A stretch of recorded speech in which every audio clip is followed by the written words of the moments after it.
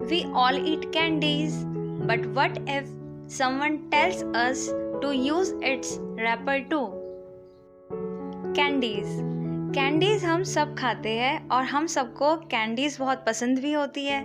पर क्या हो अगर कोई हमसे ये कहे कि इस कैंडी का जो रैपर है उसको भी यूज़ करिए। सुनने में है ना थोड़ा अजीब, क्योंकि वो तो हमारे लिए वेस्ट है, अब उसका हम क्या यूज़ करेंगे। ऐसी ही सेम सिचुएशन एक बार एक कुक के साथ आती है। फिर वो कुक कैसे उस सिचुएशन से बाहर आते हैं, कैसे वो वेस्ट का यूज़ करते हैं, ये सब हम समझेंगे एक स्टोरी के through. So let's come read that story. Once the Maharaja of Travancore ordered a grand dinner in his palace. एक बार त्रावणकोर के महाराजा ने अपने यहाँ लोगों को डिनर में इनवाइट किया।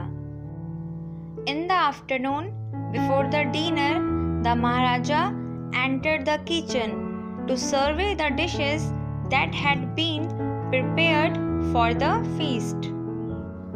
आफ्टरनून में महाराजा किचन में जाते हैं डिशेस का सर्वे करने के लिए। सर्वे मतलब होता है निरीक्षण, मतलब चेक करना। What are you going to do with those vegetable scraps? He asked the cook, pointing to the basket of scraps near the cook. जब महाराजा किचन में डिशेस का सर्वे कर रहे थे तो उन्होंने देखा कि साइड में कुछ वेजिटेबल स्क्रैप्स पड़े हुए हैं। कॉमन लैंग्वेज में स्क्रैप का मतलब होता है रद्दी। वेजिटेबल स्क्रैप का मतलब होता है कटी हुई वेजिटेबल्स के वो पीसेस जिनका हम कुकिंग में यूज़ नहीं करते हैं। जब महाराजा ने किचन में साइड पे पड़े हुए वेजिटेबल स्क्रैप्स को देखा तो उन्होंने कुक से पूछा कि तुम इन वेजिटेबल स्क्रैप्स का क्या करोगे। The cook replied, "They are waste. We will throw them away." तो कुक ने क्या रिप्लाई किया कि ये सब तो वेस्ट है, इसे तो हम फेंक देंगे। You cannot waste all these bits and pieces of vegetables. Find a way to use them, the Maharaja commanded sternly and walked away. जब कुक ने रिप्लाई किया कि ये सब तो वेस्ट है, इसे तो हम फेंक देंगे, तो महाराजा ने कुक को बहुत स्टर्नली तरीके से कमांड दी। स्टर्नली मतलब होता है किसी को बहुत सख्ती से बोलना। तो महाराजा ने कुक को आदेश दिया बहुत सख्ती के साथ कि तुम इनको फेंकोगे नहीं, इनको यूज करने का कोई तरीका निकालिए। और ये कहकर महाराजा वहां से चले गए। The cook was in a fix and kept staring at the vegetable scraps for some time. जब कुक ने महाराजा की ये बात सुनी तो कुक वहाँ पे फिक्स हो गए और वेजिटेबल स्क्रैप्स को स्टेयर करने लगे। स्टेयर का मतलब होता है घूरना और फिक्स का मतलब होता है किसी एक ही जगह पे थम जाना। Suddenly an idea flashed across his mind. फिर अचानक से कुक के माइंड में एक आइडिया आया। He took all the vegetable bits, washed them and cleaned them well. Cook ने वेजिटेबल बिट्स को कलेक्ट किया और उन्हें धोकर साफ किया। Then he cut them into long strips. फिर उन्होंने उन बिट्स को लंबी लंबी स्ट्रिप्स में कट किया। He put them in a huge pot and placed it on the fire to cook. फिर कुक ने एक बहुत बड़ा पॉट लिया, पॉट के अंदर उन कटी हुई लॉन्ग स्ट्रिप्स को डाला और फिर उसे फायर के ऊपर रख दिया कुक करने के लिए। Next he ground some fresh coconut, green chilies and garlic together. इसके बाद कुक ने फ्रेश कोकोनट, ग्रीन चिलीज और गार्लिक को एक साथ ग्राउंड किया, मतलब एक साथ उनका पेस्ट बनाया। He added this paste and some salt to the cooking vegetables.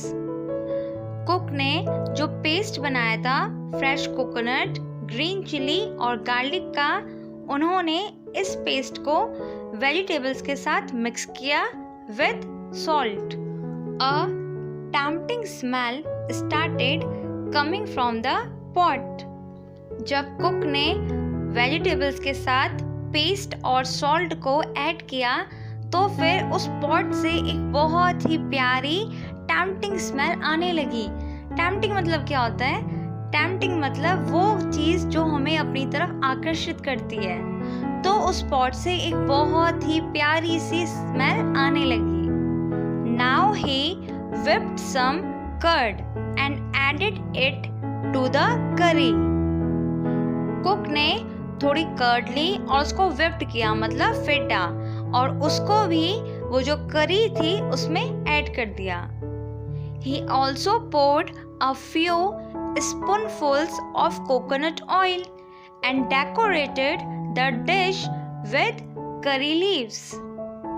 Cook ने उस पॉट के अंदर कुछ चम्मच भरकर कोकोनट ऑयल भी डाला और साथ में उस करी को उन्होंने डेकोरेट किया, सजाया करी लीव्स की हेल्प से.